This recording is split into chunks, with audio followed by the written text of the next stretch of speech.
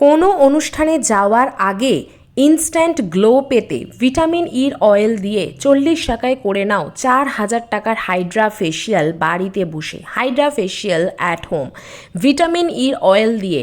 এই যে জিনিসটা তোমরা আমার হাতে দেখতে পাচ্ছ, এটা হচ্ছে ভিটামিন ইর অয়েল। এই সামান্য অয়েল দিয়ে কিন্তু তোমরা ঠিক পার্লারের মতন হাইড্রা ফেসিয়াল করতে পারবে। হ্যাঁ, বাড়িতে বসে 40 টাকার এই ভিটামিন ইর অয়েল দিয়ে করে নাও 4000 টাকার হাইড্রা ফেসিয়াল। কীভাবে কী করবে চলো সেটাই কিন্তু আজ স্টেপ বাই স্টেপ তোমাদেরকে দেখিয়ে দেবো। আর এটা কিন্তু আমি 3টে স্টেপ করব। তো সবার ফার্স্ট স্টেপটা করার জন্য দেখো আমি হাতের মধ্যে একটা ভিটামিন ইর অয়েলই কিন্তু যথেষ্ট। একটা ভিটামিন ইর অয়েল দিয়ে কিন্তু এটা করে ফেলতে পারবে।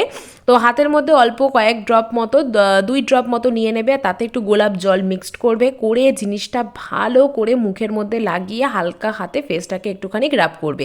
এটা কিন্তু আমাদের প্রথম স্টেপ, মানে এটা কিন্তু আমাদের স্কিনে ক্লিনজারের কাজ করবে, ক্লিনজিং করবে, আমাদের স্কিনটাকে একদম ডিপভাবে ক্লিন করবে।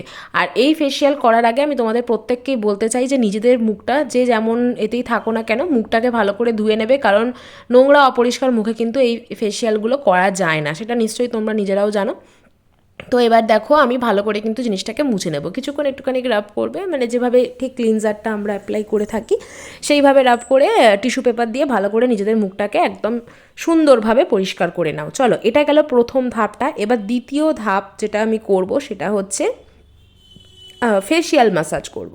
তো ফেসিয়াল ম্যাসাজ করার জন্য আবারও দেখো আমি হাতের মধ্যে নিয়ে নিলাম হচ্ছে ভিটামিন ইর অয়েল। তোমরা দেখতেই পাচ্ছ এখানে ভালো করেই বোঝা যাচ্ছে আমি ক ফোঁটা নিয়েছি। আর অ্যালোভেরা জেল, অ্যালোভেরা জেল দিলাম, আর একটুখানি গোলাপ জল দিলাম, দিয়ে তিনটাকে মিক্সড করবে। দেখবে খুব সুন্দর একটা ক্রিমের মতন তৈরি হবে। তো এটা হচ্ছে তোমার মাসাজ ক্রিমের কাজ করবে। তো এইভাবে পুরো মুখে লাগিয়ে হালকা হাতে ঠিক যেভাবে ফেসিয়াল মাসাজ করা হয় সেভাবে করবে। কাউকে দিয়ে করাতে পারো, তাহলে খুব সুন্দর মাসাজটা হয় আর কি, কারণ নিজের মাসাজ অতটাও নিজের সেরকমভাবে করা যায় না, আবার করতেও পারো।